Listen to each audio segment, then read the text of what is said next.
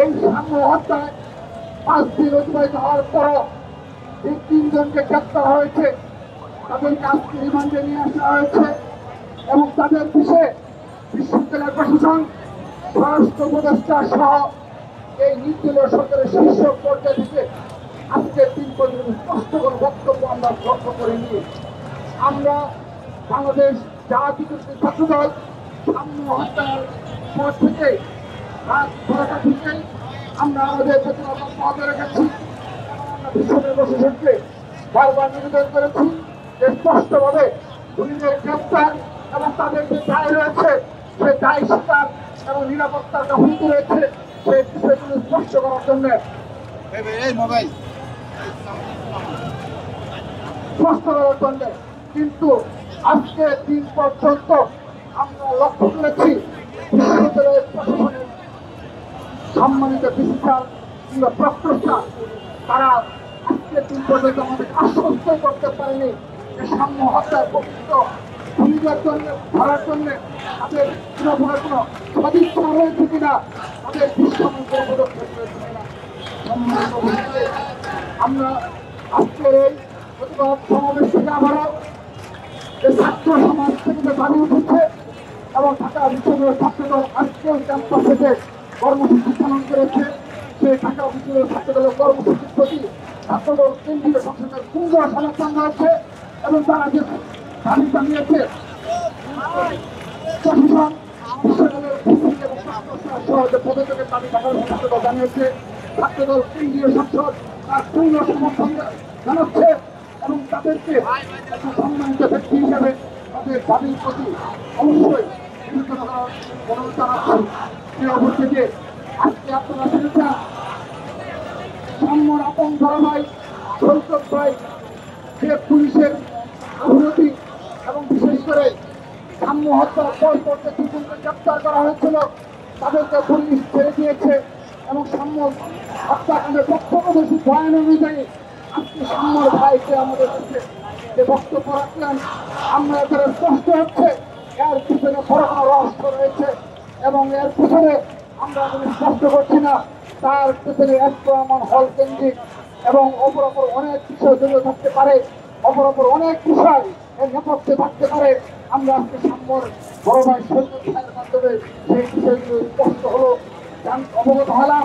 আমরা এখন তদন্ত দাবি করছি আবারও এই 3 জন বিশেষ ঘটনায় যারা প্রকৃত খুনি তাদেরকে গ্রেপ্তারের দাবি করছি এবং আজকের এই প্রতিবাদ সমাবেশ থেকে আমরা স্পষ্ট ভাষায় ঘোষণা দিচ্ছি বাংলাদেশ জাতীয় ছাত্রদলের হাজার হাজার নেতাকর্মীর আজকে আমাদের দপ্তরে উপস্থিত রয়েছে।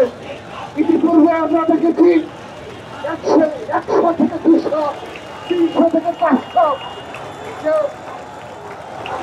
আপনারা এর আগে দেখেছেন বাংলাদেশ জাতীয়তাবাদী ছাত্র দলের বেসরকারি বিশ্ববিদ্যালয়ের আমাদের একনিষ্ঠ কর্মী পারভেজকে একই কায়দায় ছুরিকাঘাত করে সন্ত্রাসীরা হত্যা করেছে।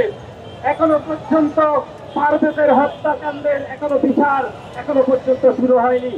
ঠিক পারভেজ হত্যাকাণ্ডের কিছুদিন পরে আমরা দেখলাম ঢাকা বিশ্ববিদ্যালয়ের সারে প্রবণ হলের মেধাবী শিক্ষার্থী বাংলাদেশ জাতীয়তাবাদী ছাত্রদল সারে প্রবণ হলের সাহিত্য এবং প্রকাশনা বিষয়ক সম্পাদক শাহরিয়ার আলম সাম্যকে ক্যাম্পাস সংলগ্ন এলাকায় নির্মমভাবে হত্যাকাণ্ডের শিকার হতে হয়েছে।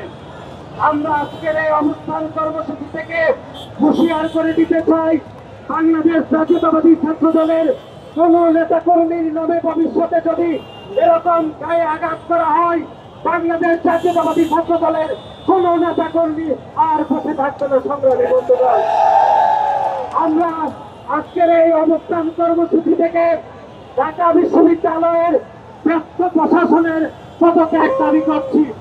আপনারা দেখেছেন ঢাকা বিশ্ববিদ্যালয়ের সাম্য হত্যাকাণ্ডের মধ্যরাত আপনারা দেখেছেন সংক্ষুব্ধ থেকে বিহম্বল সহকর্মীদের সাথে ঢাকা বিশ্ববিদ্যালয়ের মাননীয় ভাইস চ্যান্সেলর এরকম হৃদয় বিদারক আচরণ করেছে আপনারা দেখেছেন।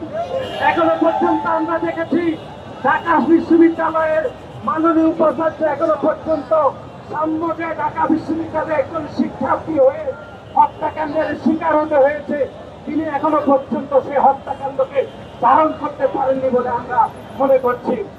এবং ঢাকা বিশ্ববিদ্যালয়ে সার্বিক নিরাপত্তার দায়িত্বে মাননীয় ডক্টর ঢাকা বিশ্ববিদ্যালয়ের শিক্ষার্থীদেরকে নিরাপত্তা দিতে চরমভাবে ব্যর্থ হয়েছে বলে আমরা মনে করছি। আপনারা দেখেছেন 5 আগস্টের পরবর্তী সময়ে ঢাকা বিশ্ববিদ্যালয়ের এপ্রিল তোফাজ্জলকে নির্মমভাবে হত্যাকাণ্ডের শিকার হতে হয়েছে।